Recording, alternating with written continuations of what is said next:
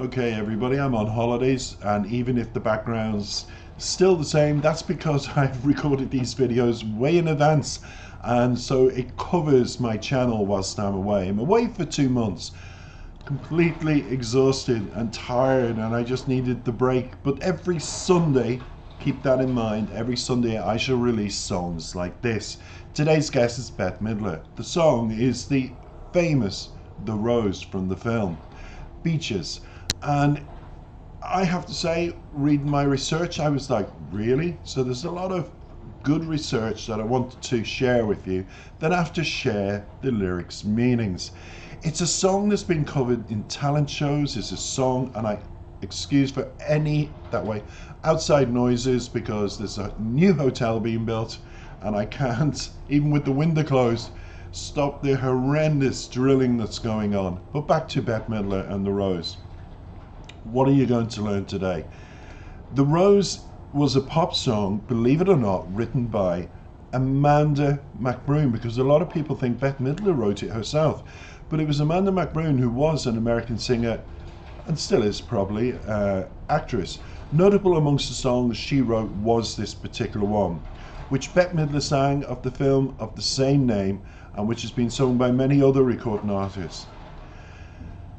Anne McBroom was known for her collaborations, but Bette Midler made the song famous when she recorded it for her '79 film The Rose. I thought it was for Beaches. That's another song I'm thinking of, so I apologize way in advance before you all start going, no, that wasn't the song. It's the same name. My notes say it's the same name. And respectively, Nana Mouskouri recorded a German version, Dia Rose, also in 1980, as well as an English version. The background and Bette Midler version. The Rose was recorded by Bette Midler for the soundtrack, which plays under closing credits. However, the song was not written for the movie. In fact, Amanda McBroom recalls, I wrote it in 1977, and I sang it occasionally in clubs. Jim Nabors had a local talk show, and I sang The Rose on his show once. According to McBroom, she wrote The Rose in response to her manager's suggestion that she write some Bob Seger type tunes to expedite a record deal. McBroom obliged, and The Rose is just one verse musically repeated 3 times. That's what it was in the beginning. And when she finished it, she said, I realized it didn't have a bridge or a hook, but I couldn't think of anything. Now, McBroom's composition was one of several songs selected by Midler from 30 possible songs by Paul A. Rothchild, the producer of the Rose soundtrack album. Reportedly, Rothchild listed over 3,000 songs in order to assemble those 30 possibilities, so he had to cut it down and dwindle it, and Bette had to go through them all. Now, released as a second single from the Rose soundtrack album, The Rose hit #1 on the Cashbox Top 100 and peaked at #3 in the Billboard Hot 100 chart. Additionally, it was #1 on the Adult Contemporary chart for 5 weeks running, and the single was certified gold for over 1 million copies at the time sold in the United States. Now, Midler won the Grammy Award for Best Female Pop Vocal Performance for The Rose, beating out formidable competition from Barbra Streisand and Donna Summer. And you will see why with this live version. I think when you go back to songs, sometimes, like in this case, the original sung by the person it was intentionally covered by, maybe not written for originally, but covered by, is probably the best version, and Bette's going to prove that. The Rose did not receive a nomination for the Academy Award for Best Original Song, despite not having been recorded prior to the soundtrack of the film.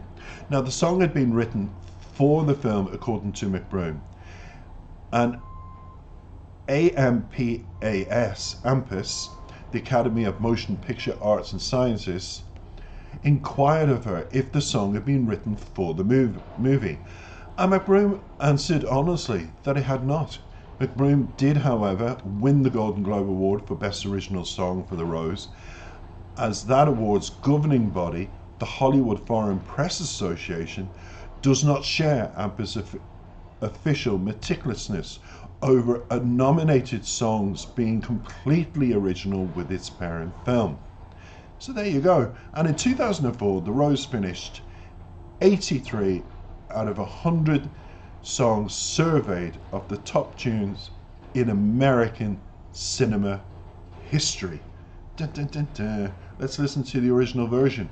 And afterwards, I'm going to give you the actual meaning to The Rose, what it means. Stay tuned.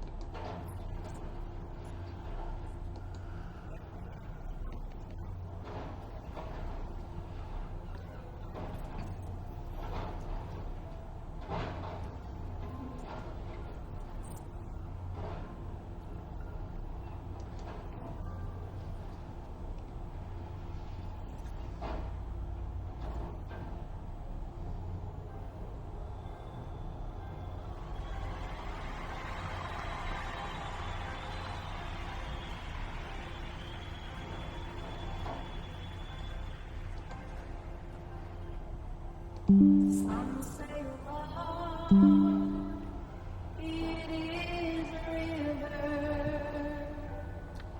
and it drowns the tender. Some say love, it is a razor that leaves your soul to bleed.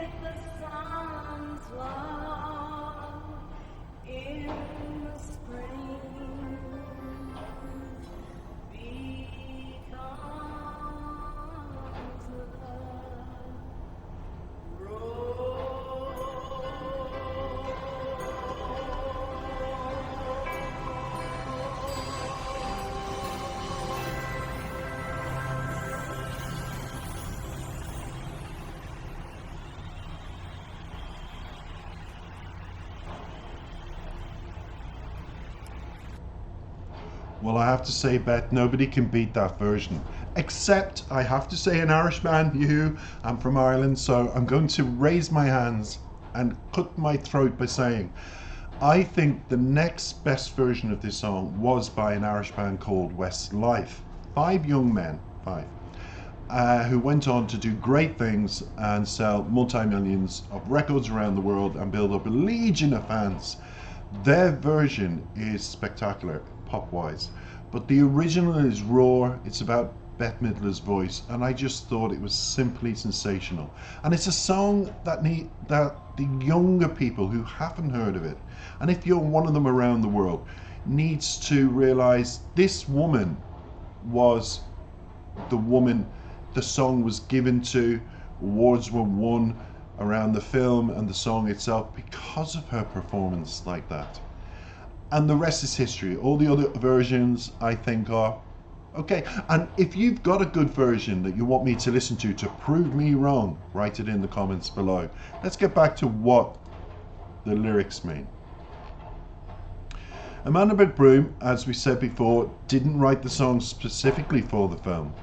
And according to her, as I said before, the song was wrote in '77 and originally performed in clubs herself. And on the Jimmy Neighbours show, I take it that's an American show, I have to check that out, McBroom wanted to write the song in the style of Bob Seger. Now in '78, Bette Midler and Paul Rothchild, as I've summarised, and I'm summarising, chose the song to be included in the new film. The song The Rose is about a girl who broke up with her boyfriend. She is heartbroken that her relationship ended. However, she believes that life doesn't end here. Life goes on, no matter what happens. She doesn't want to ruin her future just because her boyfriend broke up with her. Though she is upset and not able to take the breakup, she wants to move ahead. Now let us look at the meaning of the song in detail. Some say love, soul to bleed, it says. The writer starts the verse by comparing love to a river. She says that the river of love can submerge the tender needs. Tender needs are tall and dry grass. They are weak and get submerged when the river is in its fullest flow. Just like the tender reeds, the river of love can submerge the ones who are weak. The writer compares the weak ones to love, to tender reeds. And the weak ones cannot withstand the pain and lose themselves when their loved ones move away from them. In the next line, she compares love to a razor. The pain of love is so hard that it can make your soul bleed. Razor is used for constructive purposes, but it still leaves cut marks and make you bleed when you use it. Similarly, love is good, but it hurts you with its sharp and powerful blades. In the next line, the writer compares love to hunger. She says that love is just like hunger and it is endless. No matter how much you eat, you feel hungry within a few hours. Similarly, love is ever demanding. The needs of love are painful. At last, she said she sees love as a flower. Unfortunately, her boyfriend sees it as a seed. This means that she is very matured and understands love. She has showered love and only love to her boyfriend. In return, she did not receive anything from him. Isn't that the way of most relationships, isn't it? He still has to grow a lot to understand love, because there's always one ready for love in a relationship and one too immature to handle it, always. And that's what causes problems. A flower makes everybody happy with its beautiful colours and pleasant smell. However, a seed needs a lot of tendering for its growth. And so do people sometimes. And by this, she also says that she's given a lot in the relationship. On the other hand, he's always demanding and never satisfied. As the line said, it is the heart learns to live.